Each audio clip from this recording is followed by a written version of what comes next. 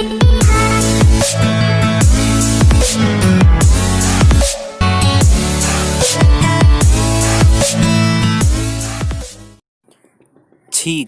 वह क्रिया है जिसमें फेफड़ों से हवा नाक और मुंह के रास्ते बहुत तेजी से बाहर निकलती है। यह एक अर्ध स्वायत्त यानी सेमी ऑटोनोमस क्रिया है। छींक आमतौर पर तब आती है जब हमारी नाक के अंदर की झिल्ली यानी मेम्ब्रेन किसी बाहरी पदार्थ के घुस जाने से खुजलाती है। नाक तुरंत हमारे दिमाग को संदेश पहुंचाता है और वह शरीर की मांसपेशियों को आदेश देता है कि इस चीज़ को बाहर निकालें। छींक जैसी मामूली सी क्रिया में पेट, छाती, डायफ्राम, वोकल कॉर्ड और आंखें भी काम करती हैं। कभी कभी एक छींक से काम नहीं चलता तो कई छींकें आती हैं।